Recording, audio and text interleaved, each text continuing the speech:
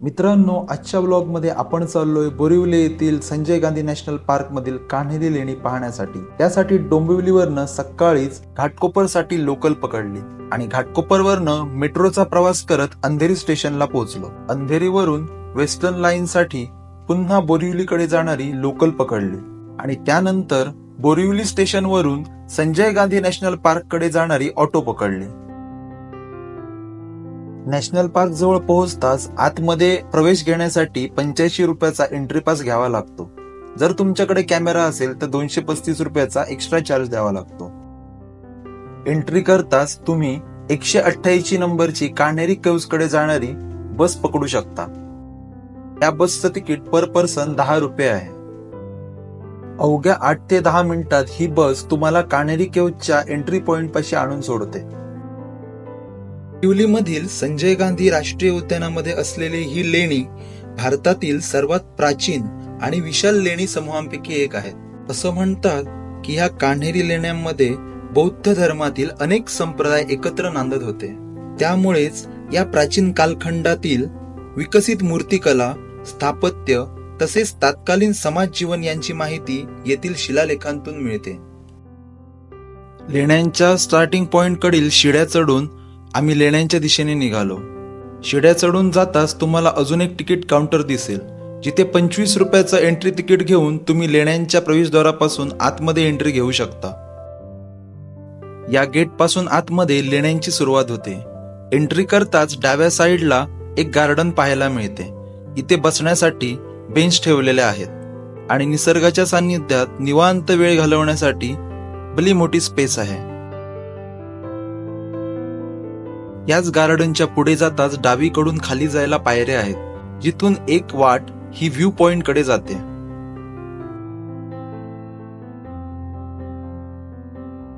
येथे एक भव्य टेरेस असलेला आणि चारी बाजूने धक्का असलेला व्ह्यू पॉइंट आहे, जिथून खालच्या साईडला निसर्ग अगदी निहाळून पाहता येतो।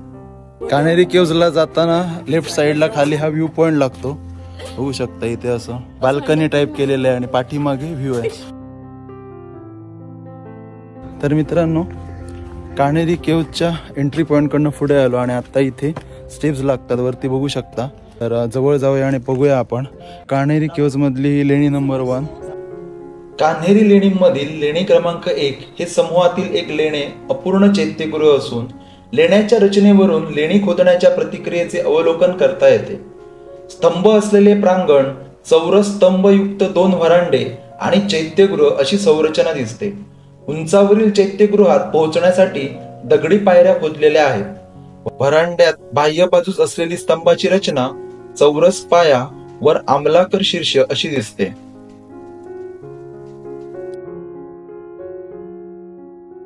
मित्रांनो, हे आहे लेणी क्रमांक 2।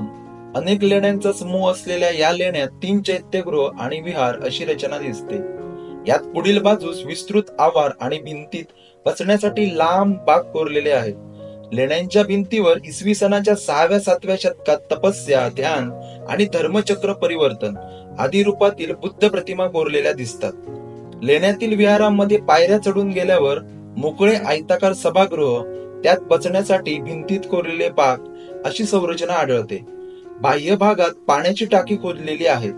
कल्याण येथील सुवर्णकार स्वामी दत्त आणि अन्य उपासकांनी हे पाण्याचे कुंड दान केल्याचे या शिलालेखात म्हटले आहे। हे आहे लेणी नंबर 3। कान्हेरी लेण्यामधील हे सर्वात उल्लेखनीय चैत्यगृह असून सातवाहन राजा यशस्वी सातकर्णी याच्या कारकिर्दीत 2 व्यापारी बंधू गजसेन आणि गजमित यांनी या लेण्यांचे निर्माण करवले।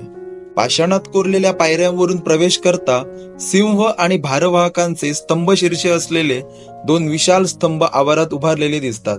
त्यानंतर लेण्याच्या मुख्य विन्यास स्तंभयुक्त वरांडा, गजपृष्ठाकार सभागृह आणि स्तूप असा आहे।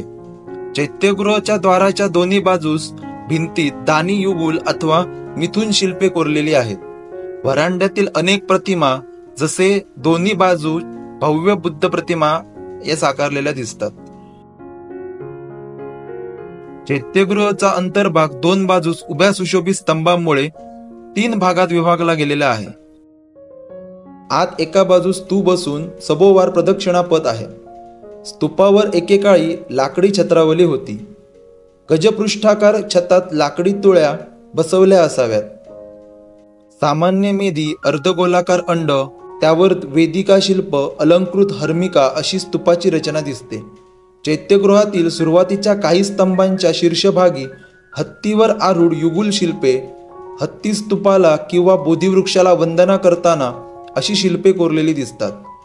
लेणी क्रमांक 4 मध्ये 3.5 मीटर व्यास आणि सुमारे 2.5 मीटर उंचीच्या लेण्या पाहायला मिळतात. सपाट छत असलेल्या आणि सामान्य मेधीवर निर्माण केलेल्या स्तूपाची वेदिका अलंकृत केलेली दिसते.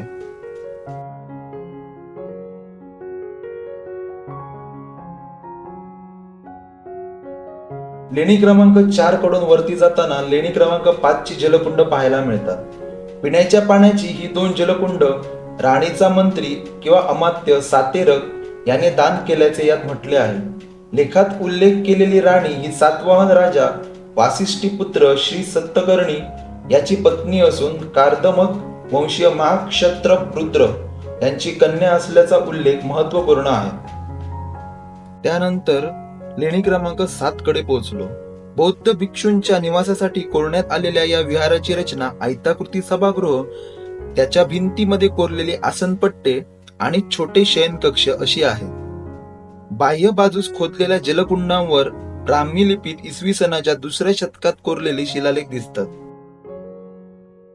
यानंतर आम्ही लेणी क्रमांक 11 कडे वळलो. लेण्याच्या व्हरांड्यात डाव्या बाजूच्या भिंतीवर कोरलेल्या अभिलेखात शिलाहार राजा कपरदीन दुसरा याच्या कारकिर्दीत गौड प्रदेशातील व्यापारी आणि सुगत बुद्धचा भक्त गोमिन अविघ्नकर याने कृष्णगिरी येथील महाराज महावीरात ध्यान कक्ष खोदण्यासाठी वस्त्रांसाठी 100 नाणी अक्षयदान दिल्याचा उल्लेख आहे.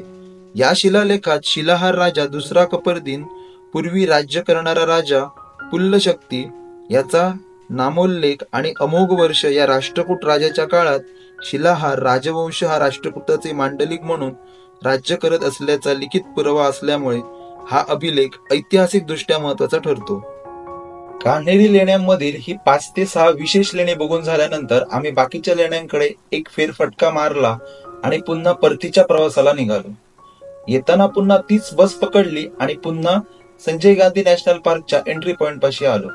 तर मंडळी, अशा प्रकारे होता आजचा आपला व्लॉग, ज्यामध्ये आपण राजीव गांधी नॅशनल पार्कमध्ये आलो होतो कण्हेरी केव्जमध्ये भेट द्यायला. तर आपण वेगवेगळ्या प्रकारच्या गुहा पाहिल्या ज्या की बुद्धिस्ट मॉंगच्या होत्या. तर आजचा हा व्लॉग आपला इथेच संपतोय. बऱ्यापैकी जी आहे कण्हेरी केव्जची सफारी करून झालेली आहे. आणि व्हिडिओ जर आवडला असेल तर व्हिडिओला नक्की लाईक करा आणि अशाच प्रकारचे व्हिडिओ पाहण्यासाठी चॅनलला नक्की सबस्क्राईब करा. लवकरच भेटूया पुढच्या व्हिडिओमध्ये. तोपर्यंत बाय बाय, टेक केअर.